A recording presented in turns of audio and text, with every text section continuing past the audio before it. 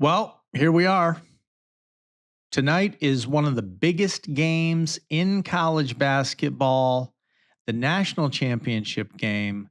The Michigan Wolverines are one win away from a national title, and standing in their way is the powerhouse program of the UConn Huskies men's basketball team. It's Michigan versus UConn for the championship.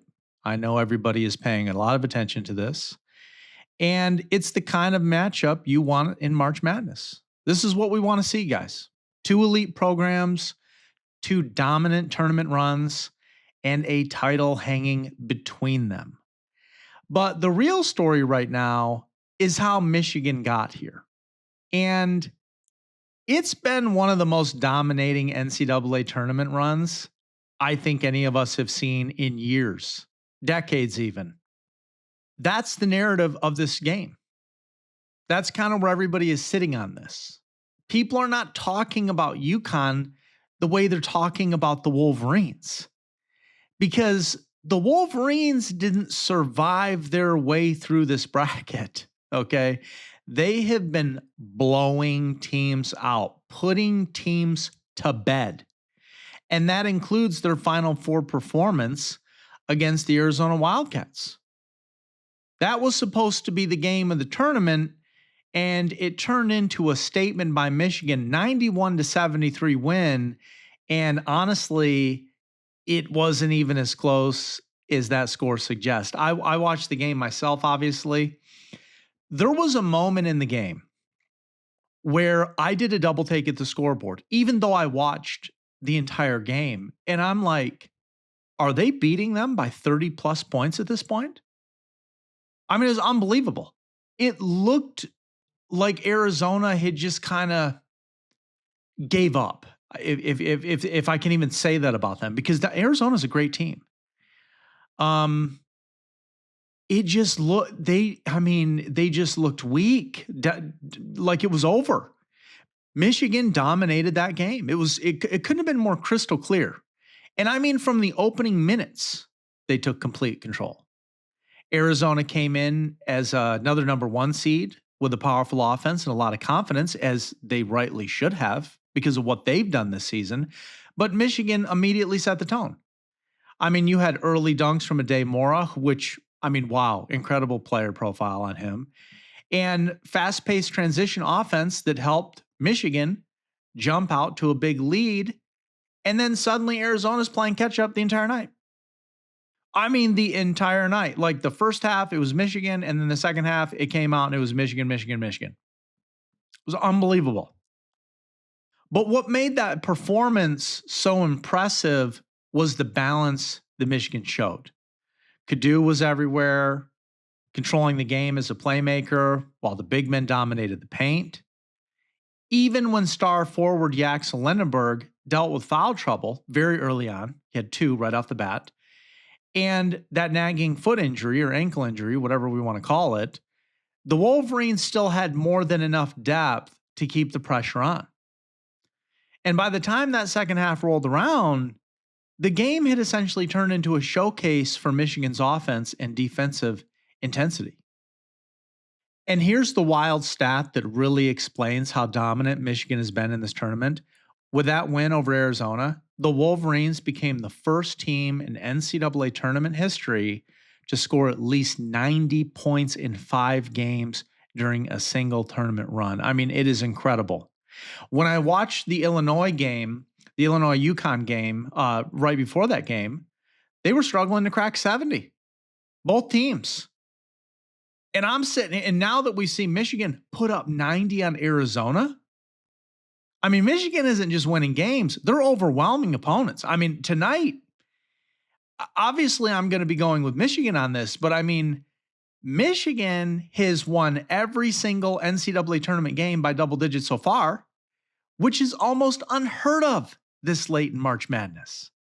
And I mean, Arizona is no slouch. Okay, it's they made them look like a 16 seed or something, the way that game went. This is the stage where games are supposed to be tight, tense, decided by a few possessions, right? Like that game, That game against Arizona was supposed to be, per the analysts, decided in the final 1 or 2 minutes. It was over midway through the first half. Every game, Michigan has been turning them into blowouts. And that's why heading into the national championship tonight, analysts are seeing Michigan as a heavy favorite. Okay. Michigan is coming into the title game with a 36-3 record.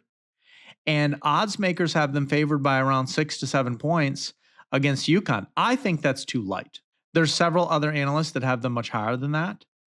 And I get that that might surprise some fans because UConn has been one of the most successful programs over the last few years, and they're trying to win their third national championship in 4 seasons.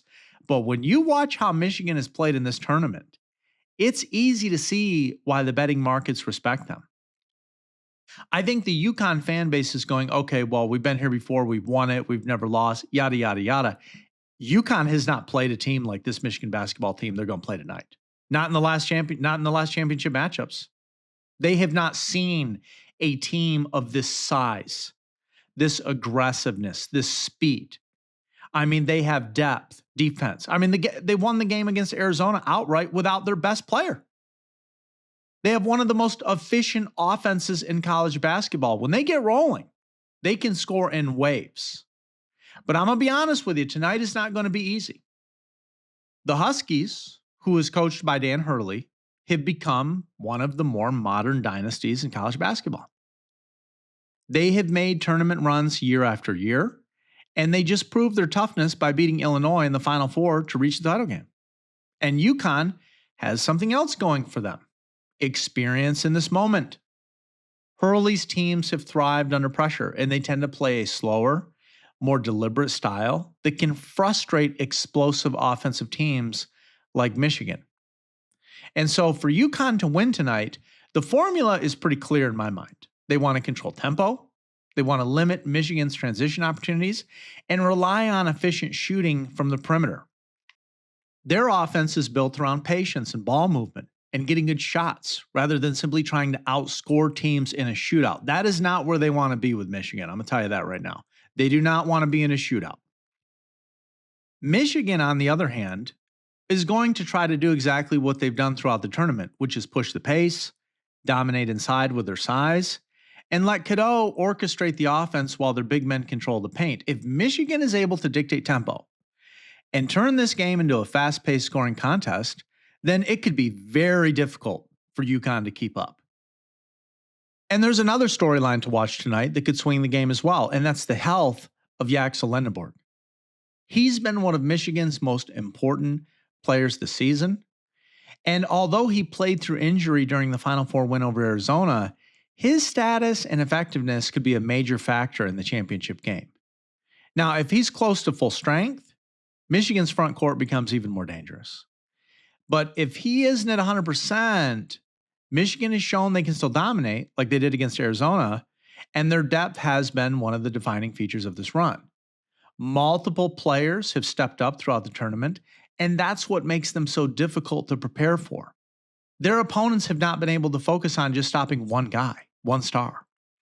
And I want to zoom out for a second because what Michigan is doing right now is historically impressive. They have not only blown out teams in the Final Four and Elite Eight, they've done it against elite competition. And I alluded to this earlier in the segment, where their combined margin of victory in those games is among the largest seen in decades of the NCAA tournament. When analysts start comparing your run to legendary teams like the UCLA dynasties of the late 1960s, you know you're doing something special. But the truth is, the reality of that is, it doesn't matter if you don't finish the job. That's the reality of the tournament. You can dominate for weeks, but if you lose the final game, history remembers the champion, not the runner-up. And that's why tonight is so important and so fascinating. On one side, you have Michigan, who is the hottest team in the tournament, blowing out opponents and playing the best basketball of anyone in March. And on the other side, you have UConn, a program that knows exactly how to win championships and has been here before. Michigan is trying to capture its first national title championship since 1989. And UConn is trying to add another trophy to one of the most successful eras in college basketball. And so the question heading into tonight is simple. Can Michigan finish one of the most dominant tournament runs we've seen in years? Or will UConn's championship experience slow them down and steal this title? Because if Michigan plays the way they did against Arizona, fast, aggressive, confident, they're going to be extremely hard to beat. And that's just the reality. But in March Madness, nothing is guaranteed. And tonight, everything comes down to 40 minutes. We're going to be covering it all, the post game, you name it. Keep it locked. You're listening to Midnight Sports Detroit.